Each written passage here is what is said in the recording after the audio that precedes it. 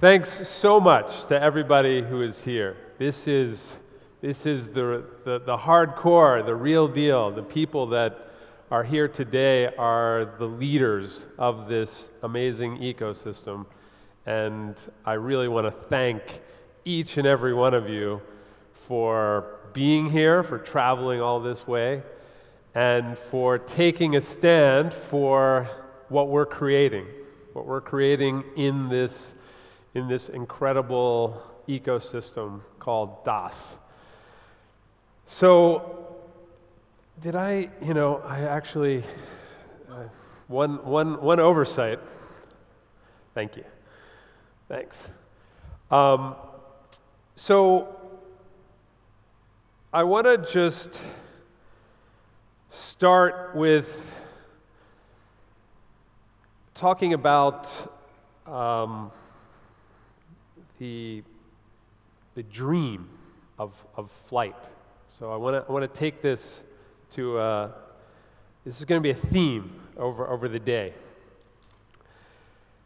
From long ago, that there was a desire in us all to fly, and that's proved by the Greek mythology, where long ago, before any airplanes ever existed, the thought of us as human beings flying has been with us for many years.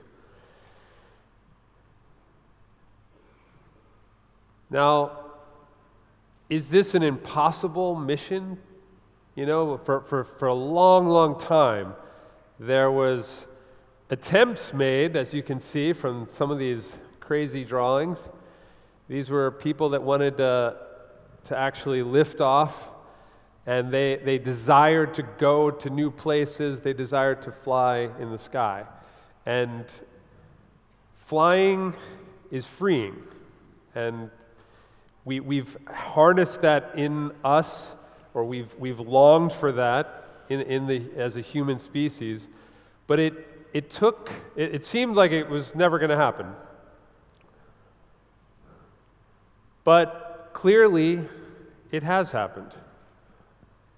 This was the way it first happened, and this is proof that we have ideas in our mind, and we figure out solutions to get there, and we try new things, and ultimately we make it happen. And that's so obviously it's a very possible mission.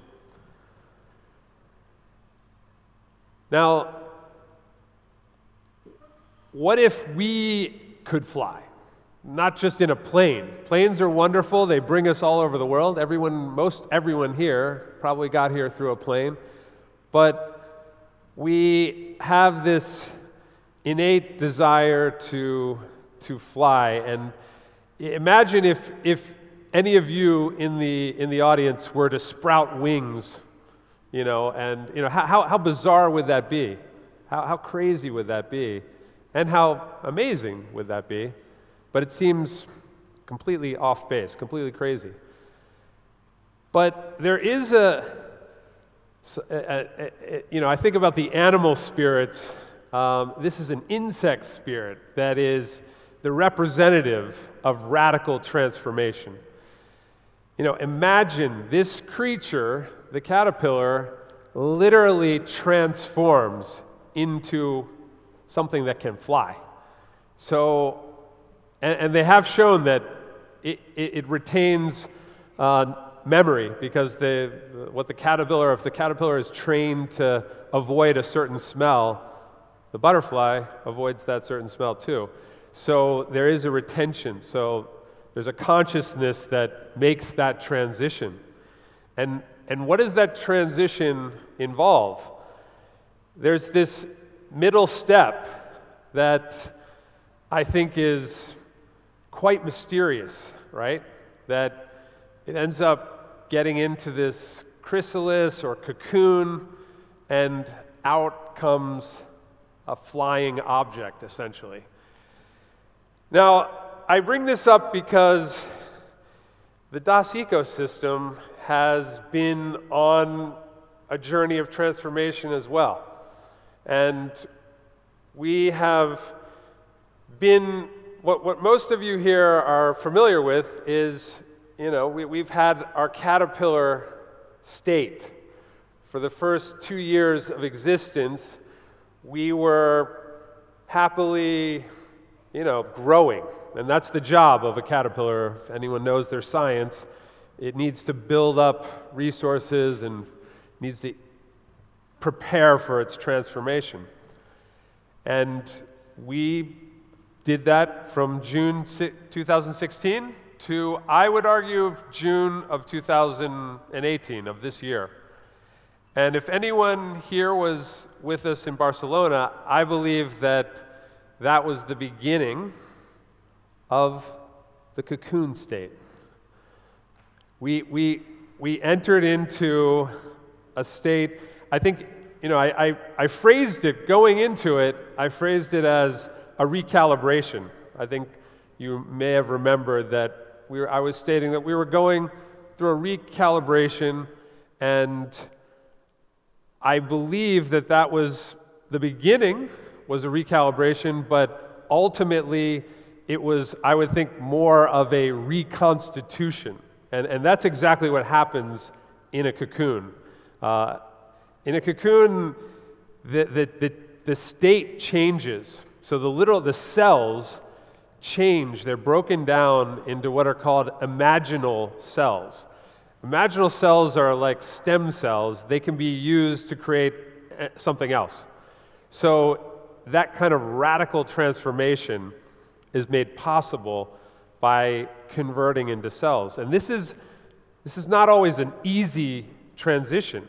This is something that requires a lot of, there's, some could say it's a very difficult transition that happens inside of a cocoon. But ultimately, it yields the butterfly.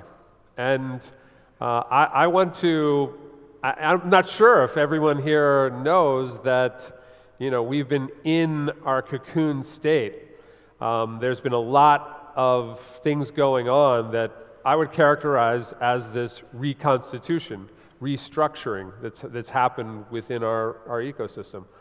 And we are just, and I would say today is the day we're going to give the first glimpse of what our butterfly state is going to look like. So what have we done in this ecosystem? The whole thing is built off of this idea of a hybrid that combines decentralization, which really was the beginning of the blockchain. The essence of the blockchain was decentralization, distributed architecture. So we really like that aspect. But we also feel like our heritage is more central, a central structure. And so we were looking to combine those two. That's really the essence of what we've been doing in the DAS ecosystem, is exploring what can you do when you combine those two aspects into one system. And you'll see that we had a lot of decentralized elements here. The hard fork of BitShares is our starting point. We have an open source GitHub. There's a decentralized alliance of companies. That's what our ecosystem is comprised of. And then there's a decentralized marketing organization that is NetLeaders. That's a very decentralized way of marketing. And unlike any of there's been a number of forks of BitShares, and there's been a lot of forks of other cryptocurrencies, but all of them have done ICOs. And so we've never done an ICO, so that makes us unique.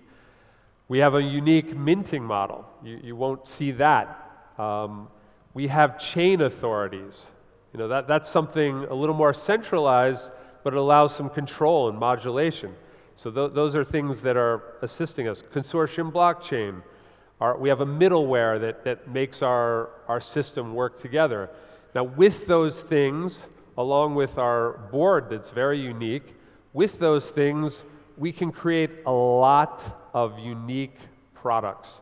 a lot of unique applications of this blockchain technology that people have been so excited about. But it's not just blockchain. The structure of DAS is, if we go deeper in, and did I say we are all about Dubai? We are all about Dubai. At the core of what we are, we're looking to leverage the digital technology. And so I've just put it up there as digital universe. The digital technology that the whole internet was built on.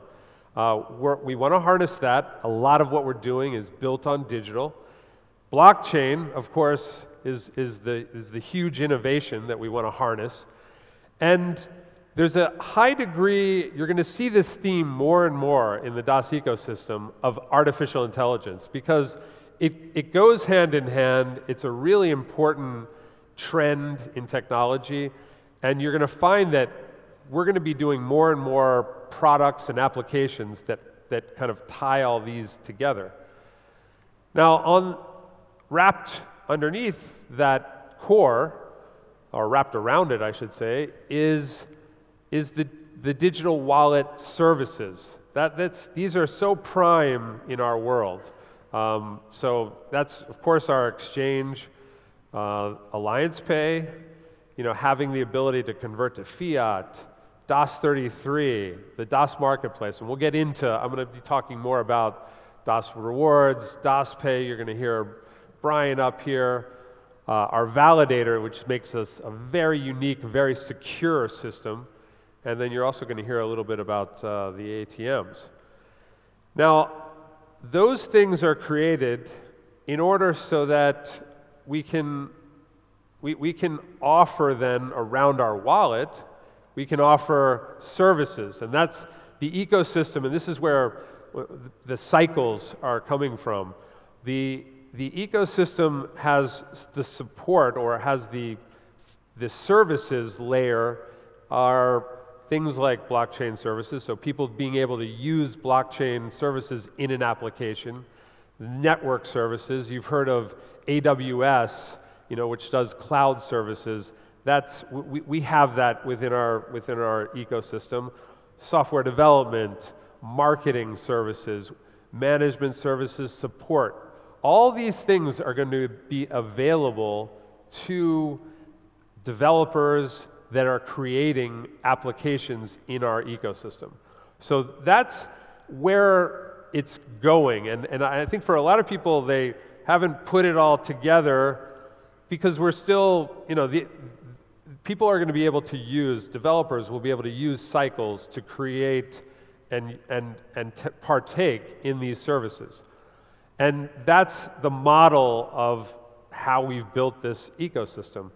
And you're going to find that there's going to be numerous applications that are created that harness the inherent properties of our ecosystem. So that's what we want to create is this vibrant ecosystem where we attract different developers, and they pick the DAS ecosystem as the place where they're going to offer their application. So that's just some background on that, because ultimately who we're serving is the people that are going to be using applications. And so we're taking that nucleus of structure and we are going to be offering many applications. Now, today you're going to start to get a glimpse into the application layer of things. So we put this ecosystem, the bare essence of the elements that make up the ecosystem, we put into place. And that was, first you needed the blockchain, then we needed an exchange. Then we were, if you'll remember, we first, DasCoin, you could only trade a certain amount of the DasCoin that you had.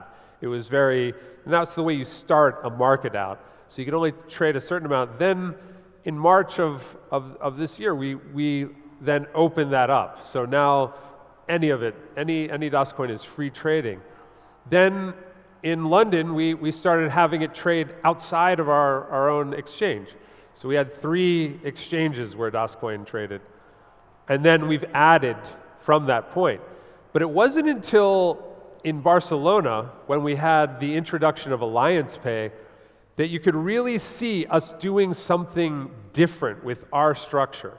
So Alliance Pay was incredibly historic because it is showcasing us doing something in this entire realm of blockchain, cryptocurrency, in a very unique way, because we were taking the rails of MasterCard and Visa and allowing you to automatically sell DasCoin to fulfill on a transaction that you're paying for with your MasterCard. That idea is just the beginning. That was the beginning. We did our initial pilot. We showed that on virtual cards, and now things are progressing, and you're going to hear from Blair later today on how they're progressing. So these are all ways that we've been growing our ecosystem. And DAS33 was now another way that we've been growing it, because we've brought a whole new contribution to the realm of ICOs. We've got a vetted platform that we are offering in the realm of the ICO to protect both sides of that equation and to facilitate even more investment of companies looking to grow, getting their resources. We're now facilitating that. So I want to give, I'm really excited about the first person that I want to call up here, because this is, you get a glimpse of our wings of this new state, this new era that we're going to be in. You get a glimpse with Alliance Pay. You get the littlest glimpse as well with DAS33. We are just starting with DAS33, and we're going to hear from Paul more about that.